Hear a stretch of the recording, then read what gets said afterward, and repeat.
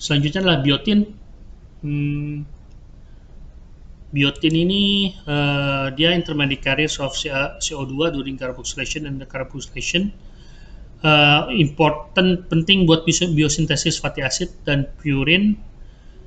Kalau defisiensi yang terlihat akan poor FCR, anorexia, slow growth, dark skin, confusion, dan biasanya gejala-gejala ini lebih terlihat nyata di ikan yang lebih kecil dibandingkan dengan ikan yang besar.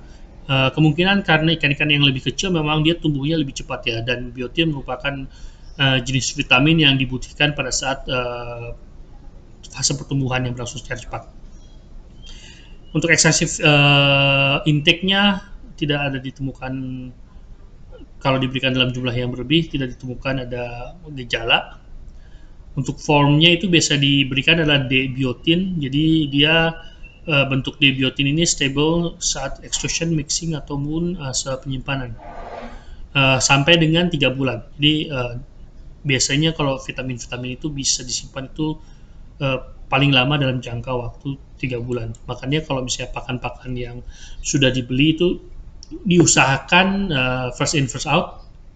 Jadi pakan yang pertama dibeli, yang lebih awal dibeli harus keluar lebih awal.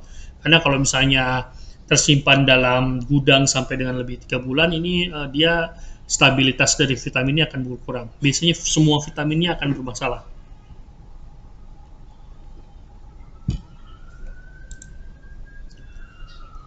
Ini adalah bagaimana sintesis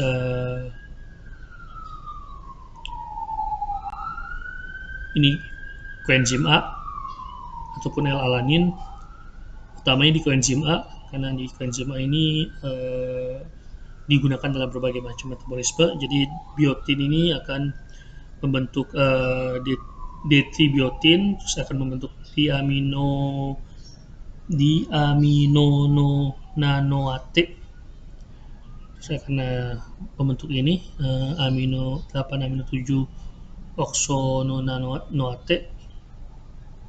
Terus akhirnya dengan konversi dari 8 amino 7 oksononanoate ini akan menjadi primeroyal coenzim A. Alanin akan berubah menjadi coenzim A. Selanjutnya adalah folic acid. Folic acid ini fungsinya metabolisme dari asam amino, sintetis purin dan pirimidin, pivoting intermediate carrier of one carbon group in complex enzymatic reactions. Kalau misalnya kurang, dia akan berpengaruh di FCR, anorexia, slow growth, dark skin, dan increased sensitivity to infection. Imunnya berarti akan berkurang. Untuk active formnya yang digunakan adalah tetrahydrofolic acid. Biasanya ditambahkan dalam bentuk kristalin atau spray dried. Ini mempunyai properties elektrostatik, jadi dia bisa menimbulkan elektrostatis, sehingga ini akan bermasalah kalau di mixing. Kalau di mixing kan dia akan bersentuhan dengan berbagai macam zat ya. Jadi kalau misalnya elektrostatisnya muncul, dia akan kayak nempel ke satu atau dua macam zat, atau bahkan ke wadah mixingnya. Oleh karena itu sebaiknya ditambahkan dalam bentuk spray dryer. Stability-nya ini termasuk agak rendah, jadi after extraction atau penyimpanan dia stabil, stability-nya akan berkurang sampai dengan 50-65%. Oleh karena itu dosis pemberiannya mesti dipertimbangkan untuk supaya setelah proses penyimpanan dia stability-nya masih bisa meningkat.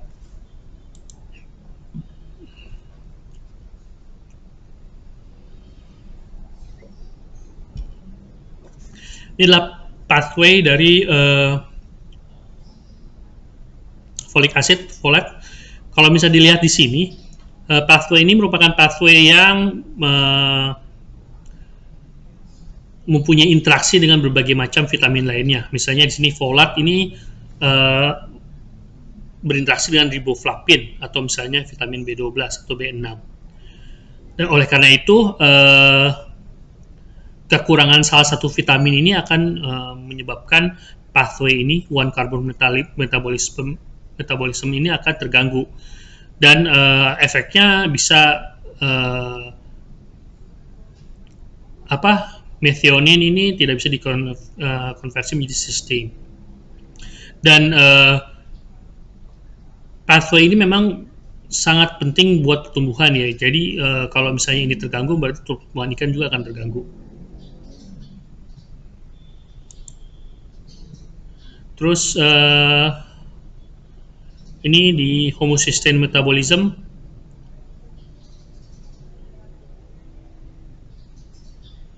Jadi untuk merubah methionine menjadi homocysteine menjadi methionine ini akan membutuhkan folat.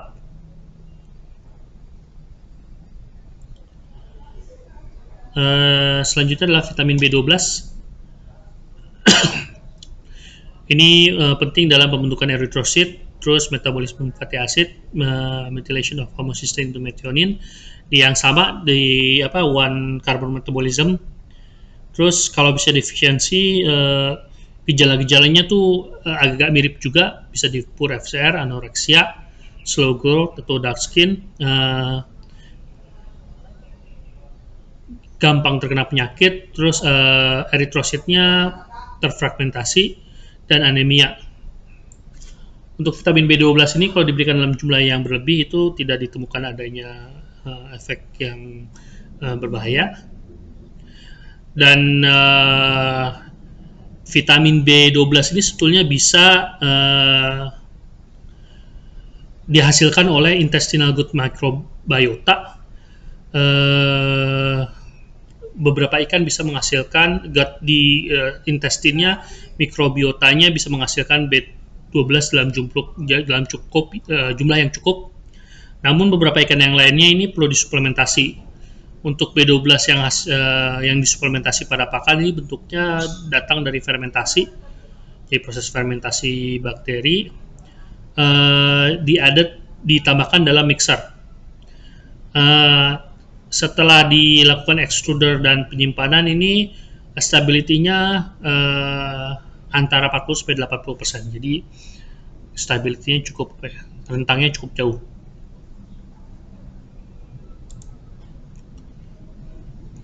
Nah, ini adalah one carbon metabolism yang disebutkan tadi. Jadi sini vitamin B12 perannya di sini